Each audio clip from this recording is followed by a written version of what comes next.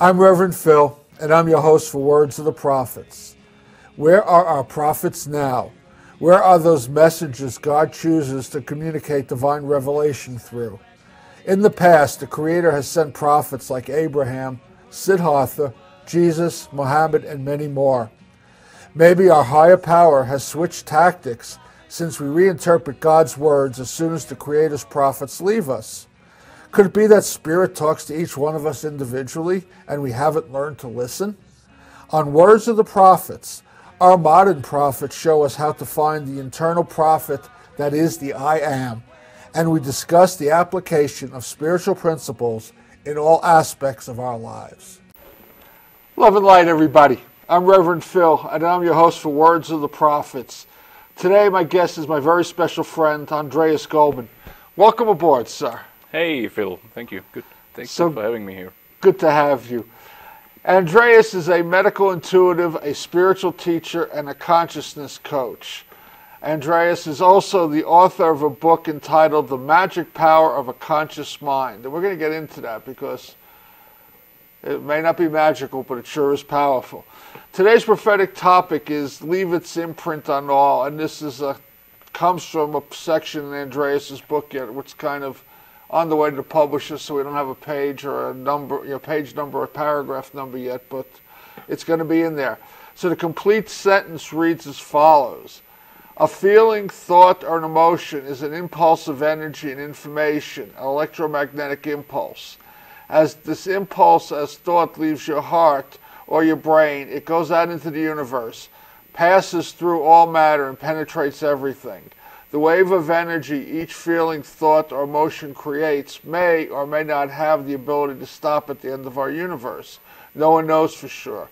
However, it is for sure that the energy of each one of them will exist forever, and it will leave its imprint on all and everything in this universe. Research at the Heart Math Institute in California has revealed that the heart has 100 times stronger electric force and even a 5,000 times stronger magnetic force than the brain. Your heart dreams creation through its feelings. Your heart was the first that developed during the duration in the womb, and fully grown contains about 40,000 brain cells. Lots of numbers. We're going to talk about that. Let's start with you first before we get into anything else. What is a medical intuitive? How did you become a medical intuitive? Is that something you worked at, something you were born with? It's a very interesting question.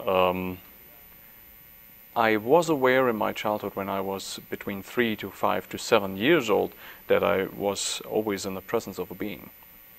I've had my imaginary friend with me in my room, and it was very interesting for me that I realized this presence the whole time when I was there, when I was alone. And interesting for me later when I thought about it again, that I never talked to my parents about that situation. This was a very sacred thing for me. I had my friend with me, I talked to them, I get answers, but I never talked to my parents about the whole situation. Now, you said a friend and you said them. So was there more than one person? Yeah, sometimes there was a female showing up and sometimes a male. Did they identify themselves? They identified themselves. As, are you free to talk about that? Usually we don't say names, but they identified themselves as guidance. In German we would say Führer, which means it's a special word that in our history is not very well appreciated. But in English we say guidance or guides and teachers. Okay. And did they tell you right off the bat that they're here to teach you, or they just kind of play with you? No, in the beginning they were just presence and they were just observing what I do. When I was playing with my Lego, and creating certain spaceships or houses or little cars, whatever you create as a little child, because if you have this tool Lego, this is a tremendous possibility to express your creativity. And they were just watching in the beginning, and later there were even some impulses when I was a little bit lost in the things that I did, that I could do it this or that way, and then it would work. That was interesting to me. Were they like in full physical form? Were they in just like a transparent, translucent form? I received it more as a transparent, translucent form, but pretty much I'm with full awareness.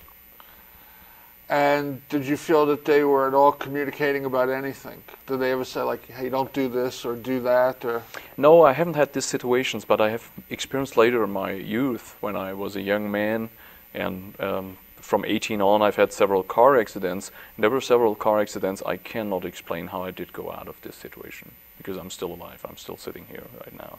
Mm-hmm. So this whole situation and this contact finished when my parents did get divorced, because it brought a huge stress level to us kids. How old were you at that point? At 7 to 10, the whole energy in the family was shifting. And my awareness about my guidance came back in the age of 25. So from about 7 to 10, they just kind of left you? I don't want to say they left me. I will say I never perceived them again. Because the stress level in our brain has something to do with our perception. The moment we are in a theta delta frequency in our brain, even in an awake state, we can perceive outer-dimensional information. So what you're saying, if I hear it correctly then, is they might have been there, but because of what you were going through on a physical basis, you were blocking your ability to perceive them. Exactly. I was unaware about them any longer. Where do you think this ability to perceive them comes from? What part of us or parts of us will contribute to us seeing these things?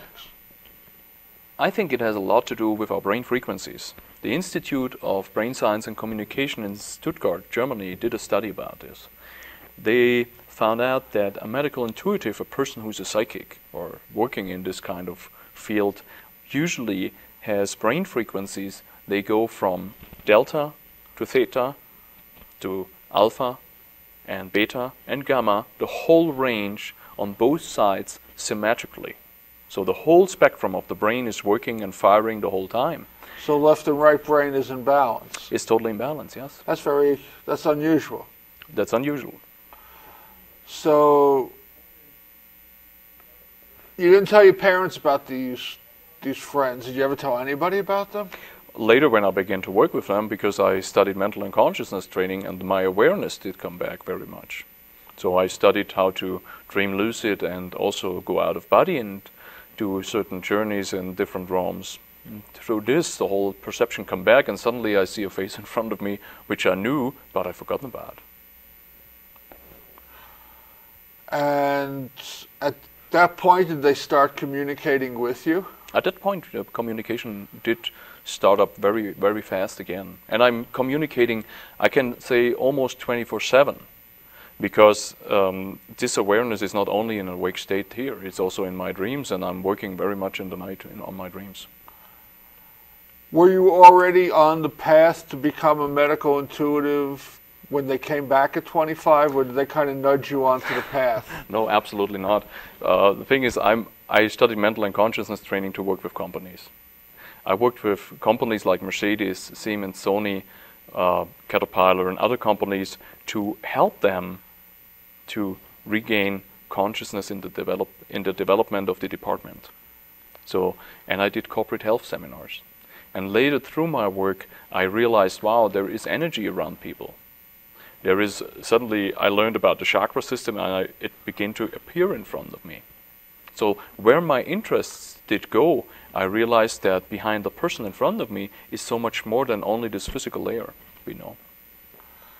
Okay, so I'm a little unclear. Was this prior to the reemergence or after the reemergence? This was after the reemergence. Okay. So what were you doing prior to that? I've had a relocation agency. I help people, even from companies like I mentioned before, to reintegrate or to integrate into the country where they are working. So then your two guides show up.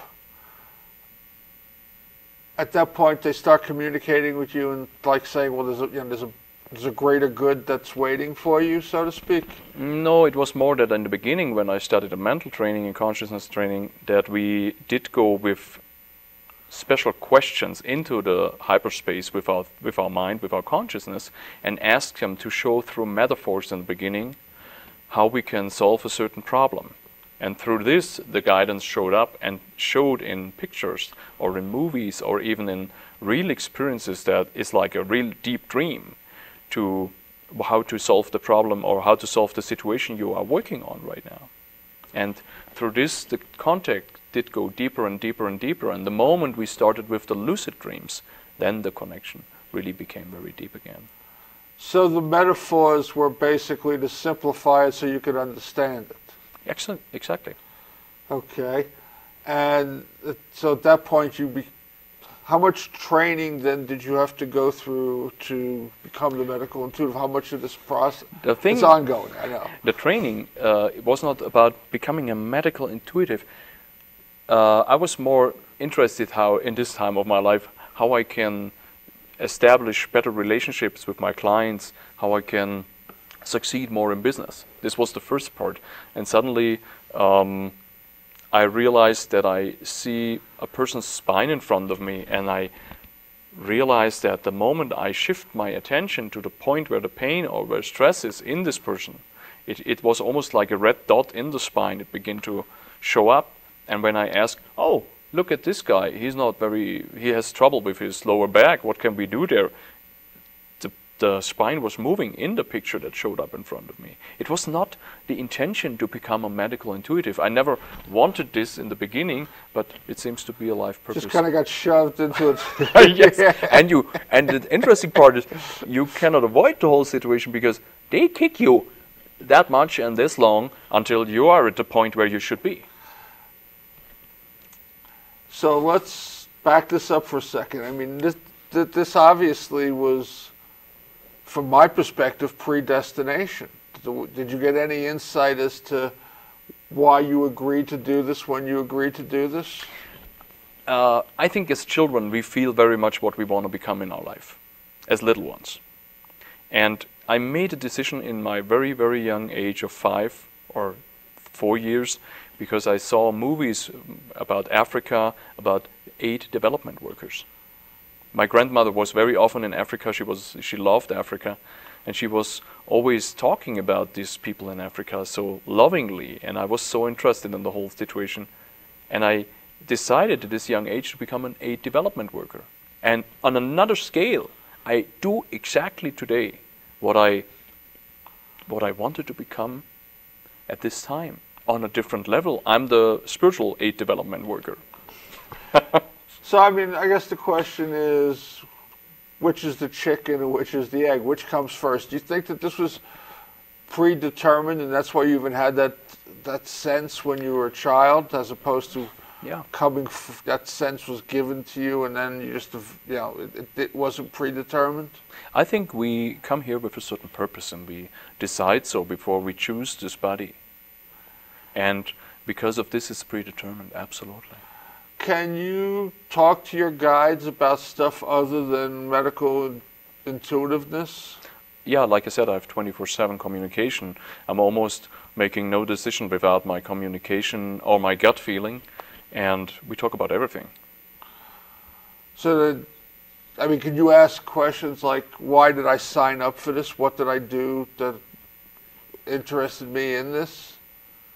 I partly did that, yes. Okay, I mean, kind of what you're talking about in a lot of ways reminds me of Edgar Casey, how he used to do medical readings for people. And that's what he started out doing. He did it for years. And then somebody had this wonderful idea and said, what else information can he tap into? And they started asking him all these questions. And he went in, he would go into the trance state, and he didn't know what they were asking him until he got up and, they had the secretary transcribe everything. Mm-hmm. So that's why I was asking. I find the process fascinating. It can be fun, but it can also be very tiring because sometimes you just want to shut off, and then sometimes you can't. I'm actually very happy that I'm able to really sometimes to shut off because my personal experience was with my ex-girlfriend. She was a natural intuitive also, and with her she saw energy and information. She became energy information from people the whole time. There was no stopping for her, which is no fun at all. Yeah, it's funny because, again, I don't want to do the whole show on Edgar Casey, obviously, but at the late stages of Edgar's life, he got, through his own readings, he was being told, you got to slow down. And he was able to, if he wanted to, slow down. He just chose not to because there were just so many people, you know, it just kept growing, people looking for his help, and he got to a place where he just felt guilty about not, you know, helping everybody he could, and he kept doing more and more readings, and that eventually drained him and killed him. So you get a sense of how to read somebody and where they are hurting. Now, is this limited to physical, or can you work on mental, emotional stuff as well? This is usually a connection between physical and emotional pains I work on. Mostly the person comes to me with a certain goal. I always say, please set a goal what you want to achieve. Okay. That we can go on this. I'm very specialized on pain. I was always experiencing so much pain in my life. From 16 to 25, I've had tremendous back pain. And like I told before, I said, show me what I can improve in my business, until finally in one night I've had so much pain again, and I said, you know, I think it's time that we go away from the business part. Let's have a look for this physical body. What can we do to get that I can get so much better? And they showed me in my dreams how to do certain movements in a physical, not in the physical body, in the body matrix, which is like a blueprint, a construction plan. And when I awoke and I did these movements, I imagined my matrix, my like I said, like my construction plan in front of me, and I moved these parts in my personal matrix. Suddenly the pain was disappearing. So you have a visualization as to what has to happen to facilitate the healing. And that happens, sounds like, on an energetic level, and then after it happens on an energetic level, it happens on the physical level. Exactly. And this works for you, and this is the way you work with others. This is the way I work with individuals and also with groups. Yesterday, for example, with the Unity Church in Albuquerque, with a group of about 45 people, then I work with a collective matrix. How does that work? What does that look like as opposed to, I mean, I understand what you're saying. So you can look at somebody and you see a hot spot, so to speak. So now you're looking at an audience of 45 people. I mean, they can be lit up in different places at different...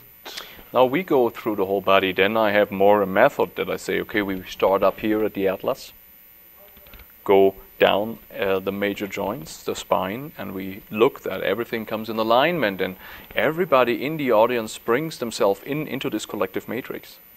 And then we begin to play. It's more a conductor work. And so I shift energy from one part to the other, and the moment this energy is shifted, the people come slowly in alignment. And in the beginning, 5 or 6 or maybe 10, 20, 30 people in the audience cannot turn the neck because of a blocked atlas, for example, or problems with the neck. And then suddenly their consciousness takes the information I put in front of them. It's like a menu. It's like you go into a restaurant and you have a full buffet. And your consciousness just grabs out of the buffet what it likes to eat right now, just to come back in alignment. This is how the whole thing works. And it's not me doing anything. I'm not healing anybody. That's a very important thing. The thing is that I give an information and make it available. And this is how an intuitive works. We never heal. We just give the person back the consciousness that it has forgotten. How do you explain that? I think we are all connected to each other. Because of this connection, sometimes through our ego and through our everyday life and the stress fields we are sometimes in, we forget a lot of things about health and how we should be or how our body should function. And the moment I am ready and the moment I'm in a relaxed state, I am absolutely able to receive the healthy information back into my body. And what you're talking about falls into, you and I've had some discussions, you call this resetting. It's interesting. So, you know, there was a doctor I interviewed years and years ago. Dr. Herbert Benson. He was the founder, and I think he's still the head of the Harvard Medical School's Mind Body Institute. Mm-hmm. And he didn't call it resetting. He didn't like that placebo effect. He called it remembered wellness. Mm-hmm. You know, and that sounds like the same thing. So what you're doing is, if people are willing, you show them the path back to getting into alignment, getting this, what it was like to be healthy. Yeah, we show them back on the respective body parts that hurt, how they can come back in alignment, how to restructure. This is why I call it resetting, because we unlock potential that was there and we open it up again. We take the blockages out. We show the body through the information in front of him what it can do to come back in alignment. And sometimes the information is already there before I did the movement in the matrix, because already the intention to work on this is releasing a lot of information.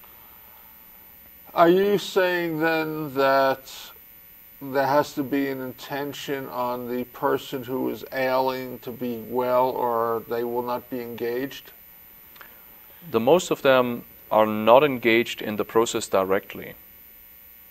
The intention usually comes also from the intuitive, and we have already the picture of the fully recovered structure in our mind. Through the theta delta waves and through a certain sending power, we radiate out, we open the heart of the recipient and give him the chance that on his layers the things are changing. This is the explanation of the Institute for Brain Science and Communication in Stuttgart. It seems that we are able to radiate this strong so that the client in front of us begins to come in the same vibration. And this vibration comes not from the brain, it comes from the heart. And because of this strength of the heart, like we said before, a 5,000 times stronger magnetic force and 100 times stronger electric force, and we know that electromagnetic impulses change matter. They are able to influence matter, and we influence matter the whole time. In every room we leave a trace. So the moment we begin to radiate out through the heart, and the person's heart is radiating and the right thoughts are there, the person is coming back into the healing. And the self-healing process starts. Is this a one-shot healing, or does it take multiple sessions, or does it vary based upon the individual's engagement and willingness? It depends on the situation in the body. So mostly one session, I can say 80% of my clients I can help with the first session to 80% again. They feel better. Some of them never need another session. Sometimes they come into a gathering at one of the churches I work with. And they meet me 2 years after in the same church because I have another lecture, say, since you were here, it was never hurting again. This is interesting.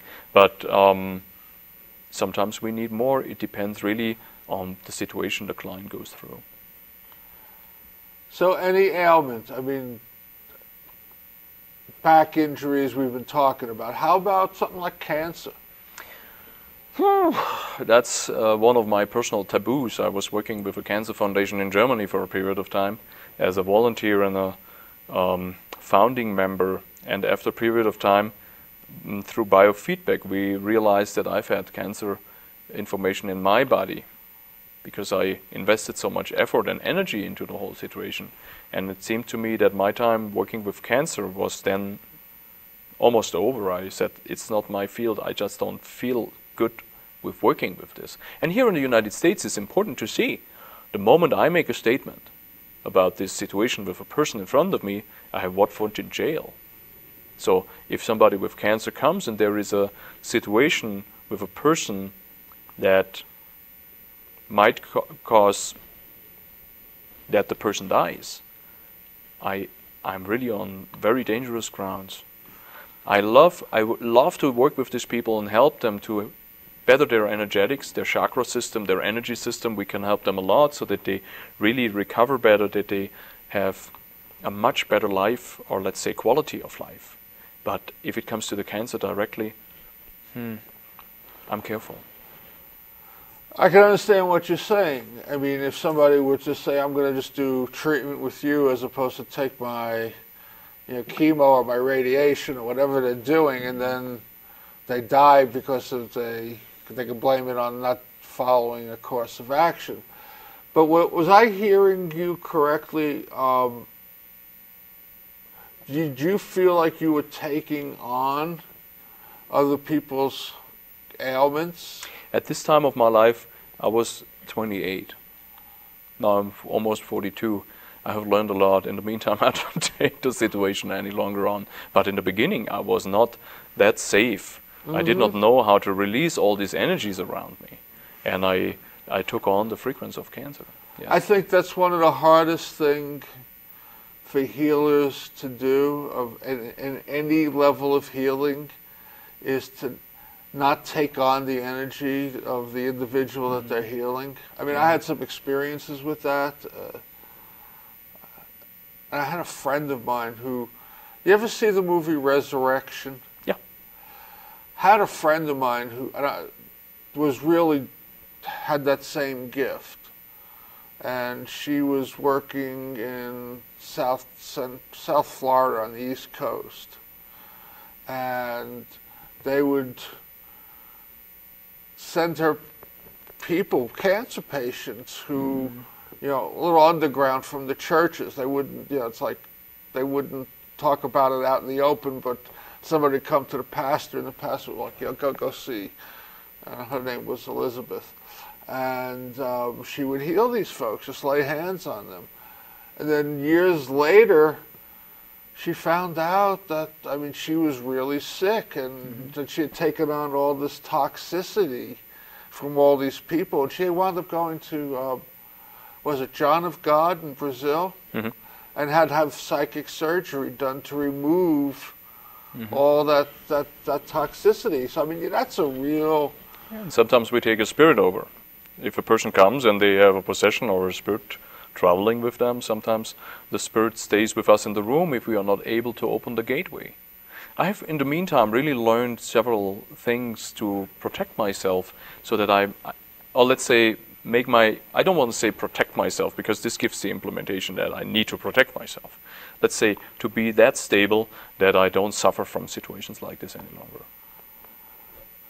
For me, it was really about, I had had some experiences doing tarot card readings very early on in my walking this path, so to speak, and had taken on the energies of two people I had read from. Within a period of 6 weeks, I was like, out of nowhere, deathly ill for like 3 days.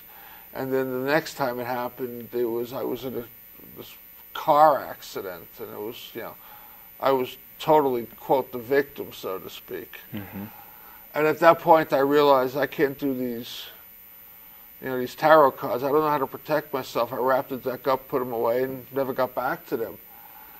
Then a few years later, I got involved with some Reiki training, and I'm a second-degree Reiki practitioner. And I realized that I needed to find a way that I wasn't going to take on and hold on to this energy. And I asked for some guidance, and it just was like given to me in a very simple prayer. So before I did any healing, the prayer was, thank you, God, for allowing me to be a facilitator of Joe Schmo's healing. Thank you for allowing me to take the energy from them and pass it through me to you where it is neutralized. Basic stuff. And at that point, it was just like, never was an issue again, and it got to a place where it was just a knowing. I don't know if you probably have that same experience where it's just like, I know I'm not going to get hurt. I don't have to say the prayer anymore. That I can work with anybody, and I'm not going to take it on. I did an invocation every time, and I still do it in certain situations. When people come with certain problems, I still do my prayer, but in the normal session, I don't do it any longer, because I know it's there, it's manifested. I don't need to take care of this any longer, and I'm very well taken care of. That's true, yes. Yeah, I think that's so important for the healers or people starting the path of healing. If they're watching the show, it's so important for them to learn that. That there's more, there's more to healing than just working with somebody else. It's about protecting self too. Oh, you don't want to carry these things around, especially like I said before, if the spirits, if somebody has a dead one, just a soul with them, a dead soul with them, and they carry them, and you release them from this, and they're standing in your apartment, then in the room or in your office, and attached to the next one, or even to yourself, which is no fun. Because sometimes a spirit expresses their pain they have experienced in their life through another person's body. Mm-hmm. So we've been talking about, and I want to, the name of your book is The Magic Power of a Conscious Mind. What is consciousness? How do you define that? What? Hallelujah.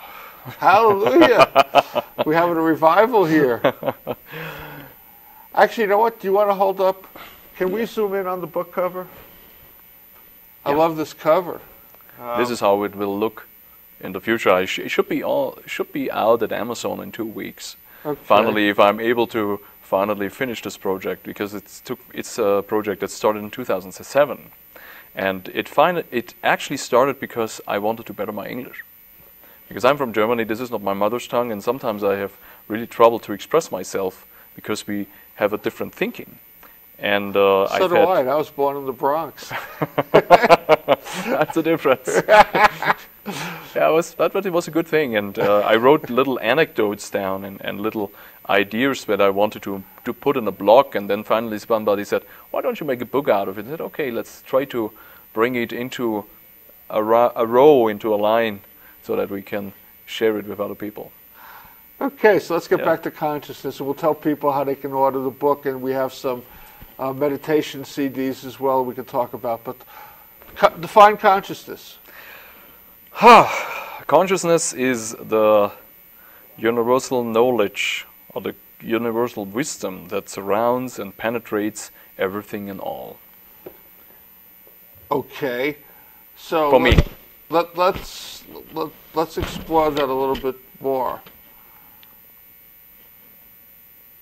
We've had a lot of scientific evidence of what we call quantum physics. Mm-hmm. It's part of everything, surrounds us all. Mm-hmm. For me, quantum physics is really nothing more than a scientific verification of karma. Of karma? Yeah. That it's something that responds to, I mean, see, I look at karma in three different fashions, and the karma I'm talking about is my everyday karma, that what I think, what I feel, what I believe is made manifest in my life, as opposed to karma that I bring with me from another life. Mm-hmm. So on that level, I see quantum physics as karma. How do you feel about saying that consciousness is the equal of all those? No, I can't say that consciousness is the equal of it. I think if it comes to a person, we, for example, know that the consciousness is not only within the body. We also know that consciousness is outside of our body, which is totally related to this person. Otherwise, we couldn't go out of body, for example. There are very good sources to discover this. For example, we have one very clear case with Pam Reynolds, which is a songwriter and singer out of the United States, and she was able, when she has had brain surgery, to retell every detail during her surgery what the surgeon has said, and she perceived herself from the top of the room. So consciousness is that part of me that's connected to the all. To the all, yeah. So the karma and the quantum physics is the all reacting to me, but the consciousness is me being in it and part of it. I would say our consciousness is our divine origin. Okay. This is how I would define it, yes. And it's in fields. Everybody has its own field. You have your own field, but this field is also connected to the bigger field. Language has consciousness. If language is not used any longer, it dissolves in itself. We lose every year many languages from different races. So this consciousness about this language is not there any longer. But you have your own consciousness, and you carry it since the beginning of time, when you were coming into existence. And it will remain until the end of time, which we don't know about if it will ever happen. So my consciousness is the part of me that's part of the divine, and that allows me to connect with you, because that part of you that's part of the divine connects with the part of me that's part of the divine. So that's how you do your form of healing. That's how I do my form of healing. How anybody really reacts to one another. It's that we read them, but we don't know we're reading them. Consciousness has also a lot to do with intuition, with the feelings we have, with the precognition we sometimes have about an event that might occur 5 minutes or 5 days later. We just have this gut feeling. We are able to travel with our consciousness in time and perceive already information like a déjà vu. This is what consciousness can do. To define it, I think this is one of the biggest mystics we have. And I hear what you're saying. So the intuitive, instinctive reactions we have are the reflection of that higher consciousness trying to bring something into our physical consciousness to help us, give us a hint, warn us, or exactly. And it could be about an event, or it could be about my relationship with somebody. It was a very good example was 9/11. The University of Princeton has certain diodes all over the globe, about 70 diodes all over the globe, and they measure human well-feeling to the white noise. And 5 hours before the first plane flew into the first tower in 9/11, the human conscious well-being was on the lowest level ever measured. This is a project which is out of the Global Consciousness Project with Roger Nelson. Everybody can hook this up. It's a very interesting part that we have this precognition. Consciously, we know already something will happen that really will cause pain or stress, or is a tremendous breakthrough in a positive way that we develop differently. And conscious awareness, since November 2009, is accelerating 12 times faster right now. People get more spiritual. Because I think we're going into different times. I don't want to talk about 2012. This is not my thing.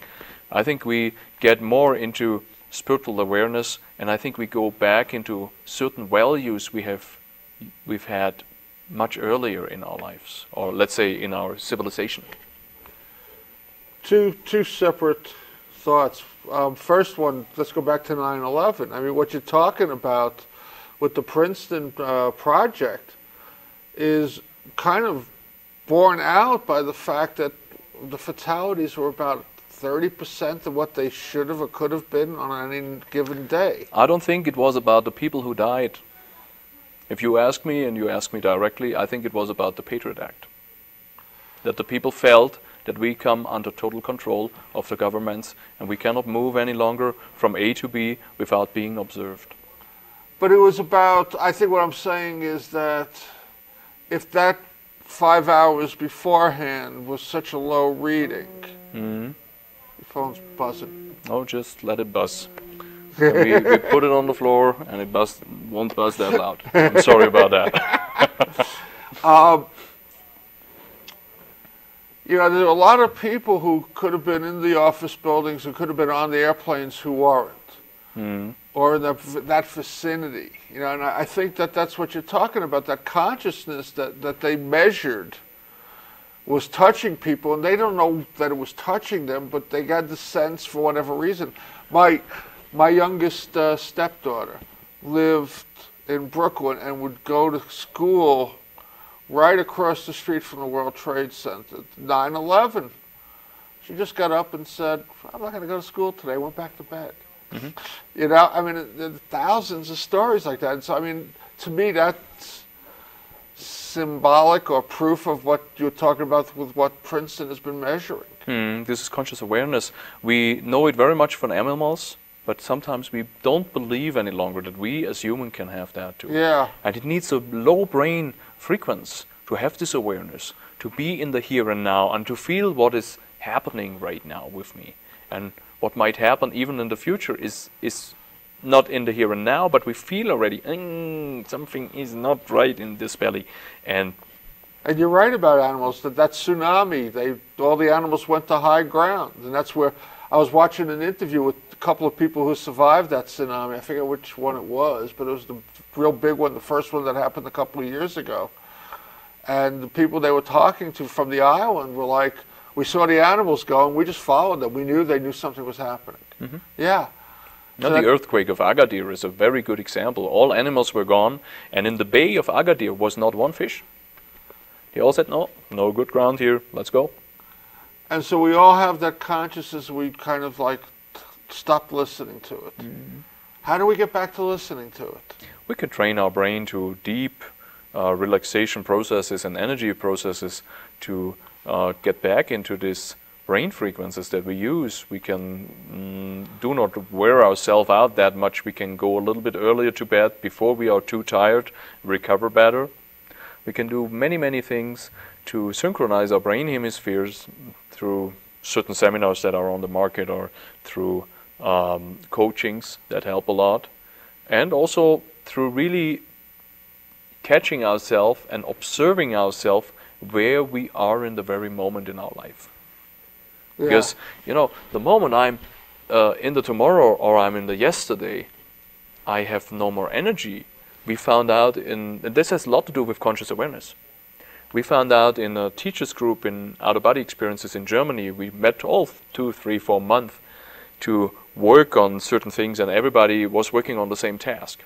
And we found out the moment we travel in time, our chakra system is going down from the energy to maybe from 100% to 5, 6%. And this energy is not enough to maintain our awareness. Is there a relationship between how far we travel in time and how far the energy levels drop? No, actually it was interesting to see. It has nothing to do with a joyous event. If I travel to the past, for example, and I think about something joyful or feel something joyful again, or if it was a drama, or if I look in the future joyful or with an assumption of problems, it has nothing to do. The moment our consciousness, or let's say part of our consciousness, is leaving our physical body out of the here and now, we diminish the energy on our chakra system.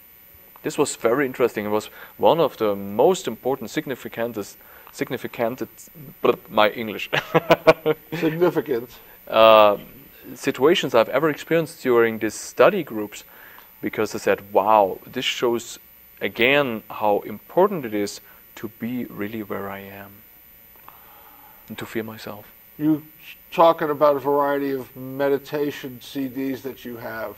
Are any of these designed for specifically opening and realigning the chakras? We have one that we use, actually realigning we can't say, but we have a heart meditation. And this heart meditation is working with a prana breathing through the prana tube. We have a tube in front of our spine which looks like a beam of light, and usually all the chakras are located in this beam of light. And we activate the chakra system within there.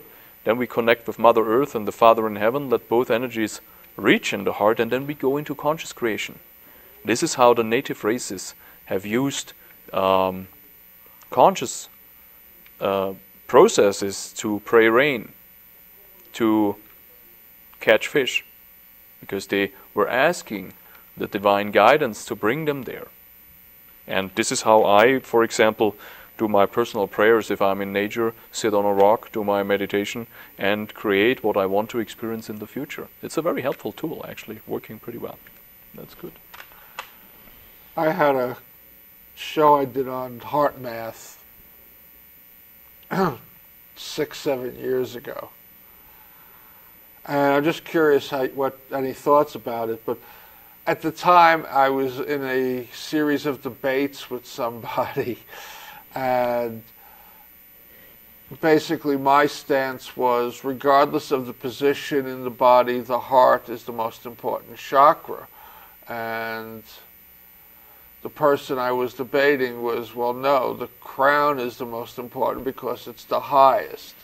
Any thoughts? What is your intuitive? Oh, it's not the highest. The divine chakra is above the crown chakra. That's number one. But I think the heart chakra is absolutely most important. We are invited here to co-create life, our personal life.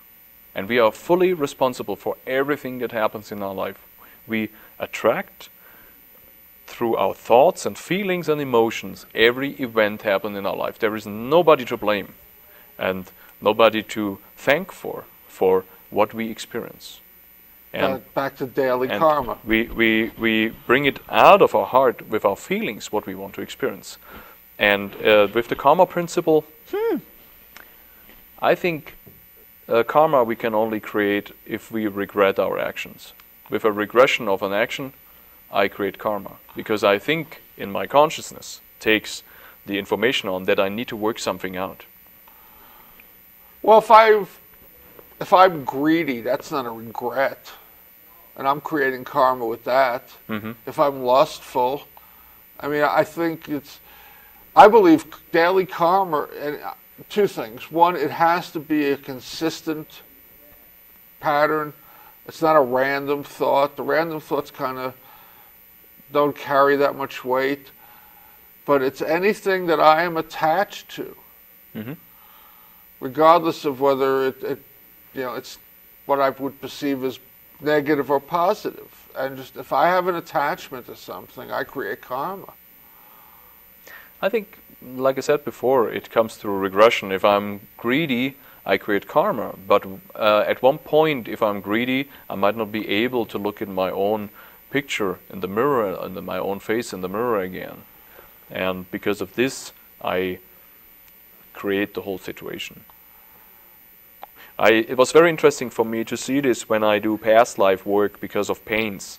Sometimes we need to go into the matrix that deep that we jump into the layers of past lives.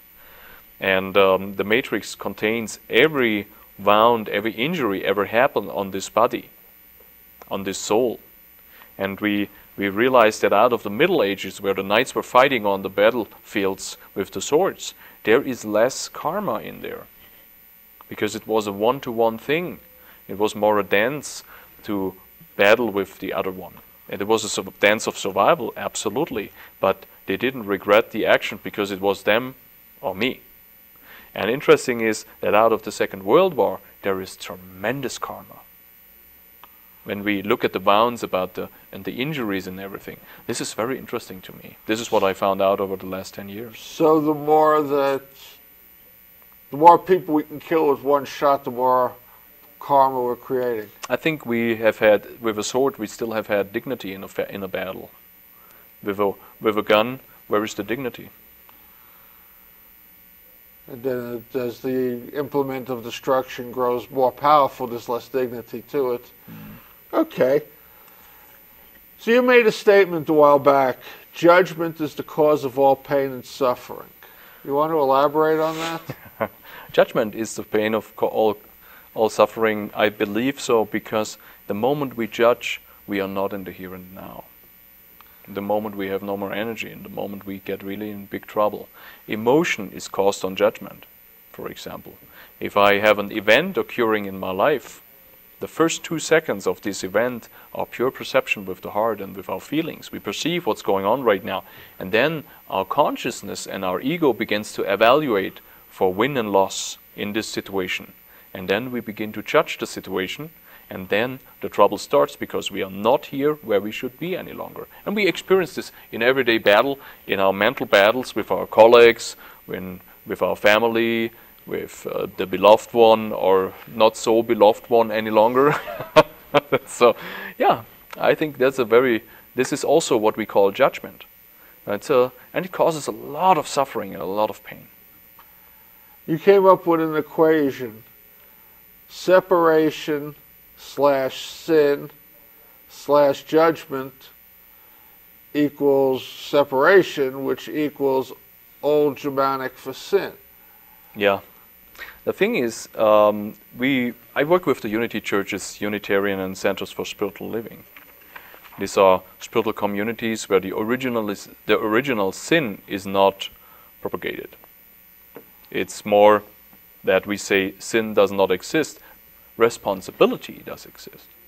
So if we look at the old Germanic wisdom of the old Germanic Celtic Druids, they, for example, said the word sitte stays for the German word sin. But the word sitte has its origin in separation. So the only sin that exists is that I separate myself from my divine source and from the all one being all one in from being one with you. Exactly. That's interesting because in the same sense, but phrased slightly differently, I always come back to Edgar Casey. Defined original sin as the use of the creative force for selfish purposes. Once again. Original sin is the use of the creative force for selfish purposes. Yeah, there we are back. Yeah. You know, and that's exactly it. I mean, it's not original sin because I'm born with it or because I've had sex, but that's another show. Do you want to go into the taboos? Yay! No, we're not going to have enough time to cover them all and give them what they really need. So the other thing you had said is the emotional pain body and mirrors neurons. It keeps us in our old patterns, and it's invested in keeping us sick. It thrives off that pain. It is very interesting what I realized over a period of time in my work when, for example, somebody has had a pain in the shoulder for 10 years, and we release the pain and we can work on a restructuring. Sometimes the person still perceives a feeling of something undefined, that there is still something, but the pain is not there any longer. So it seems that our brain is searching for what was there. Our brain is a wonderful switchboard to connect our consciousness to our feelings and everything. But it's a pretty stupid machine if it comes to maintaining the reality it has created, because that's 90% of our brain's job, to maintain the reality it has created before.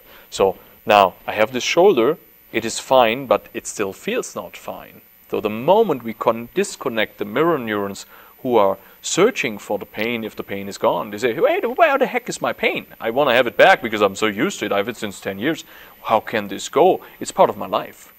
Well, that's like the stories you hear about people losing limbs and still feeling it even if the limb has been removed. That's a different thing, because in the energy field, in the matrix, the limb is still there, and the moment we begin to connect it through the wound in the matrix again, the pain of the lost limb is gone. We made really several experiences with friends which worked with me, and we were not, we can say there was not one person with an amputation we were not able to help with that they get rid of their pains. It's a very high statement I make right now. And we would love, for example, to work with Walter Reed hospitals for the veterans. But, you know, it's not scientifically proven. You can't prove it, and what's not proven is not taken over. Yeah, I hear that.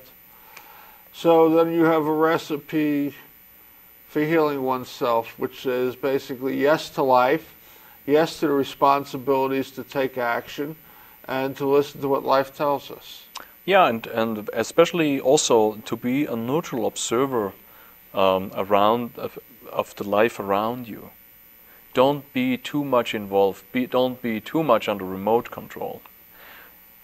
Be in the most active action means to be with myself. There is nothing more active than to feel myself and to be not involved in the drama that is going on around me. I can change. I can make significant changes the moment I observe and I see the solutions that I can make out of it.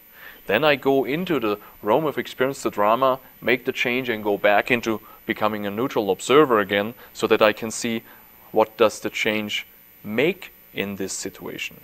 What does it change? What does it improve? And the moment I need to go into action again, I go back into the realm of experience of the drama and change something else, and then I'm going back.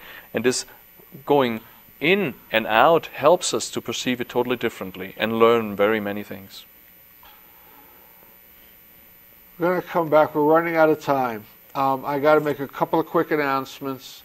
We'll come back for a parting thought. Okay. The two announcements I have. Our good friends again, Unity Santa Fe at 1212 Unity Way off of 599. This Friday, the 23rd at 7 p.m. is a poetry slam. It's a love offering. I can't talk about money on the air, so you can call for info and to sign up. Call Connie at 505-689-2999. 2676, or Sparrow at 989-4433. And that's 7 o'clock Friday the 23rd. And Sunday, April 25th at 1:30 in the afternoon, that is. Unity Santa Fe will lead interfaith communities in a walk to overcome hunger and poverty in our community around the world. Join others in this gentle 2.5-mile walk down Alameda and Canyon Road. Kickoff rally will precede the walk with a celebration afterwards. And again, for more information, 505-989-4433. Just to tell you that next week we're going to be interviewing or talking to a gentleman. We don't do interviews here, do we? This is not an interview. No, it's not a talk. It's a talk between you and me. Good. I don't know why I used that word. Forgive me. Anyway, we're going to be talking to a gentleman from the Sikh Dharma community about what is Sikh Dharma and how to come into being and what does it stand for and how does it work. Also, just to quickly let you know, because we are running out of time, I want to get back to Andreas. I'm a counselor. I do spiritual counseling. I do healing. I do Reiki work. I'm a state licensed alcohol drug abuse counselor, and I really believe we need to work in the spirit level in order to really heal. I guess that's what you would call consciousness, is what I call spirit. So if you think I could be of any help to you, my number, my email has been flashing on the screen. Please feel free to call me. I don't charge for my services. I'm on a donation basis. So let's come back to you, sir. We got about a minute and change left. Parting thought? Parting thoughts for all people who are on air right now or listening is be yourself, speak your personal truth, enjoy life, take care of yourself so that you really are in good energy. Don't judge, and celebrate as much as possible. Yeah, one of the things we create prosperity and abundance, or the lack of both in our life. So create what we want. Yeah, that's what I tell people every day. Every time I'm on the show, that's how I end. Also, because I promised, but we talked about it. Andreas has about 5 different CDs for meditation and various forms of meditation. Also, there's a book that'll be coming out. You can reach Andreas at his website and order from him directly the CDs. If you're looking for the services that Andreas provides, again, he can also be contacted on the website. There's also been a phone number. And so feel free to contact him. Medical intuitiveness, consciousness is real. It works. Give it a shot if you're sort of prone to go in that direction. If you don't like the medical model, there's other models. Andreas is definitely one of them. So until next week, I thank you all for tuning in. You are one with spirit. You are spirit. Create a reality that works for you. Don't just accept if it doesn't feel right, if it doesn't work for you, if it's not getting you where you think you need to be. And check that. Make sure that need to be is not materially measured necessarily, but in your heart, in your gut. Then just go about changing. And if you need help, ask for help. Help is presented. Whether you call me, Andreas, or there's other people out there who can help you. Once we ask for a teacher, they're always presented. So until next week, thank you all for watching. Thank you for tuning in, and walk in love and light. I'm Reverend Phil, and I've been your host for Words of the Prophets. Thank you for tuning in. Please join me again next week, same time, same channel, for more Words of the Prophets.